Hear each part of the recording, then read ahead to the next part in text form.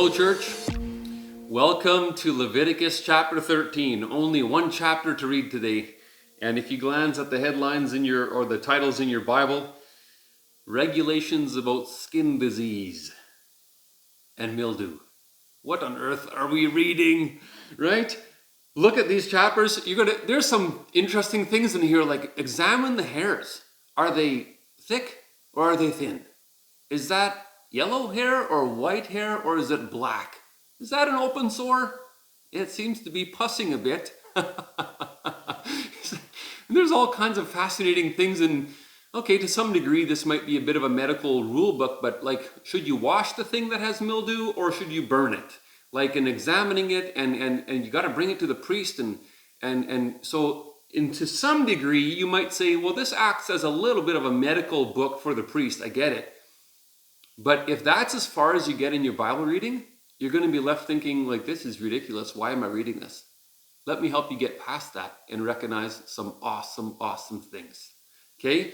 Think about, I would even challenge you to this. Take a pen and just very carefully underline the words pronounce or examine as you go through this chapter.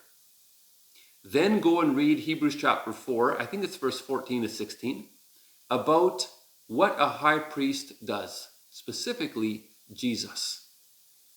And then recognize this. This chapter, think about this priest. He is constantly examining, constantly pronouncing, and the person in the community who probably could look at their own sword to see if the hair was thick or thin or whatever, they had to acknowledge that it was the high priest who had the authority to do so, and they did not. What about us and Jesus?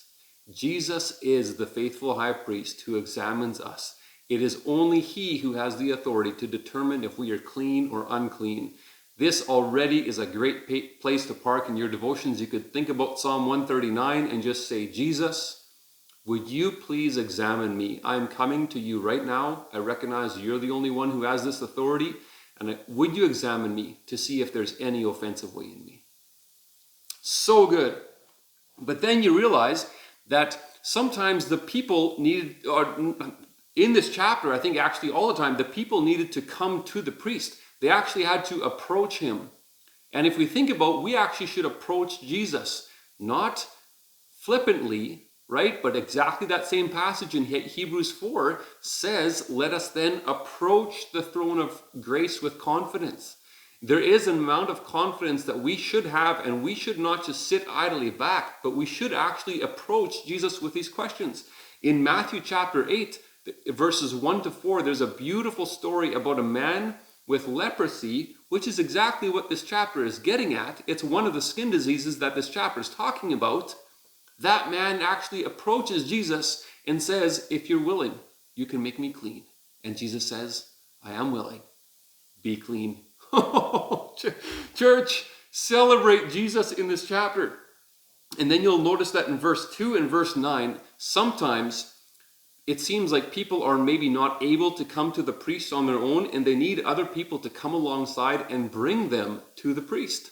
Well, what do you think that's all about? Sometimes we need to do that for other people. Maybe it's through evangelism. Maybe it's through interceding for your Christian brother or sister. But sometimes people need us to come alongside them and bring them to Jesus.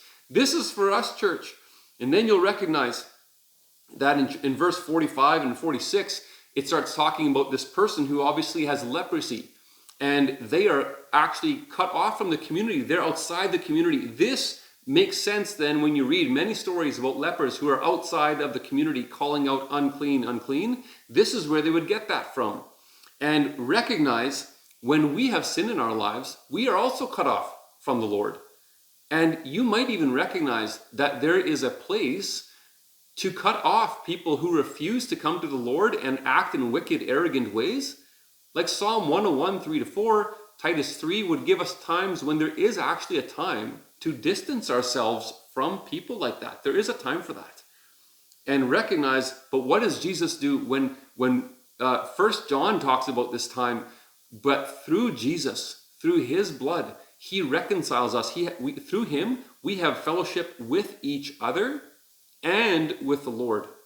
That's like a restoration of this guy with leprosy. through the blood of Jesus, can be restored back into fellowship with God and with people.